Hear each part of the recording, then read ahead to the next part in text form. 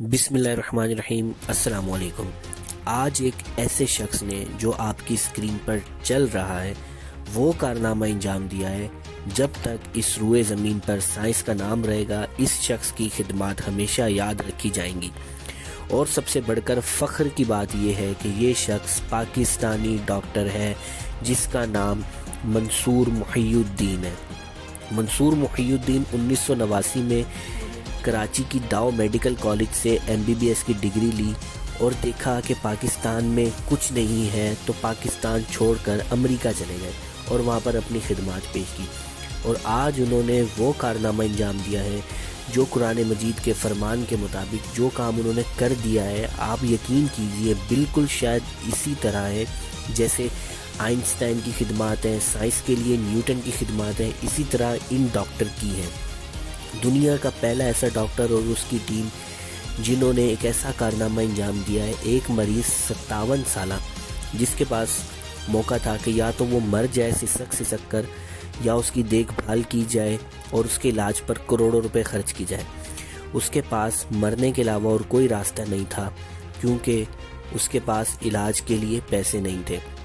اس کے دل کا ٹرانسپلانٹ کیا، ایک پگ یعنی کہ خنزیر کا جو دل تھا جو جینیٹکلی موڈیفائڈ کیا ہوا تھا نکال کر اس شخص کو لگایا، اور اس کے بعد یہ شخص بالکل ٹھیک ہو گیا۔ آپ یقین کیجئے اس شخص کی جان بچائی، اس شخص کی سائنس کے لیے وہ خدمات ہیں جو اس روئے زمین پر قرآن مجید کا فرمان ہے، جس نے ایک شخص کی جان بچائی اس نے پوری انسانیت کی جان بچائی۔ اس شخص نے وہ کارنامہ انجام دیا ہے، اس شخص کے قدموں میں اگر ہم 100 نوبل پرائز بھی رکھ دیں تو بھی وہ کم ہے۔ دیکھیں ہوتا کیا ہے، پوری دنیا میں جب بھی کوئی ٹرانسپلانٹ کروانا ہوتا ہے، کچھ بھی کروانا ہے، تو اس کے لیے ہمیں آرگنز کا ویٹ کرنا پڑتا ہے، اس کے لیے ہمیں ڈونر کا ویٹ کرنا پڑتا ہے۔ اب اس پاکستانی ڈاکٹر اور امت مسلمہ کے ہیرو نے خنزیر کا دل لگایا۔ وہ شخص بہت بیمار تھا، اس کے پاس علاج کے بھی پیسے نہیں تھے، انہوں نے اسے خنزیر کا دل لگایا۔ اب ہوتا یہ ہے کہ جو خنزیر ہوتا ہے جب وہ چھوٹا ہوتا ہے، یہ کوئی 3-4 ماہ کا ہوتا ہے، تو اس کے دل کا سائز جو ہوتا ہے انسان کے دل کے سائز جتنا ہوتا ہے۔ انہوں نے اس سے پہلے بہت سے ایکسپیریمنٹ کیے، جیسے بندر کا دل لگانے کا کیا، وہ کامیاب نہیں ہوا، اور انہوں نے مختلف جانوروں کا ایکسپیریمنٹ کیا لیکن وہ بھی کامیاب نہیں ہوا۔ اس کے بعد انہوں نے خنزیر کا دل لگایا جو کہ کامیاب ہو گیا۔ اب چونکہ ان ممالک میں خنزیر کا گوشت کھایا بھی جاتا ہے، پاکستان میں اگر یہ شخص ہوتا تو اس وقت فتووں کی ضد میں ہوتا کہ اس نے حرام جانور کا دل لگا دیا۔ قرآن نے حرام جانور کو کھانے سے منع کیا ہے، لیکن یہ قرآن نے منع نہیں کیا کہ انسانیت کی جان بھی نہ بچائی جائے۔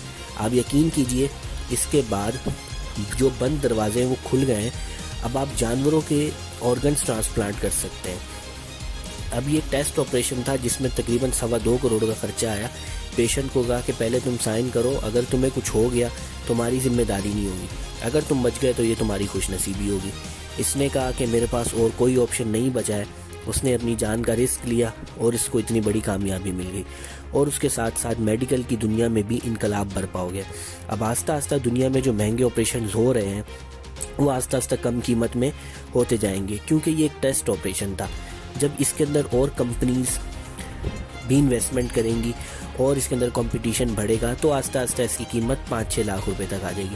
یہ میڈیکل کی دنیا کا ایک بہت بڑا انقلاب ہے، لوگ اس کے بارے میں انٹرنیٹ پر سرچ کر رہے ہیں۔ اب آہستہ آہستہ دماغ کا، پھیپھڑوں کا، ہاتھ کا اور بھی جو آرگنز ہیں ٹرانسپلانٹ کیا جا سکے گا، کیونکہ یہ پہلے جینیٹکلی موڈیفائڈ کیا جانا ہے، اس کے بعد انسان کی باڈی میں لگایا جاتا ہے۔ دیکھا جاتا ہے کہ انسان کے دل میں یہ فٹ ہو رہا ہے، انسان کی باڈی میں یہ فٹ ہو رہا ہے، انسان کی جو باڈی ہے اس کو ایکسیپٹ کر رہی ہے نہیں کر رہی، کیونکہ انسان کے دل میں اور جانوروں کے دل میں زمین آسمان کا فرق ہوتا ہے۔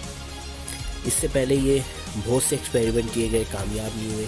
یہ ایکسپیریمنٹ کیا، اللہ تعالیٰ نے ان کو کامیابی دی، اور سائنس کی دنیا میں ایک بہت بڑا انقلاب ہے۔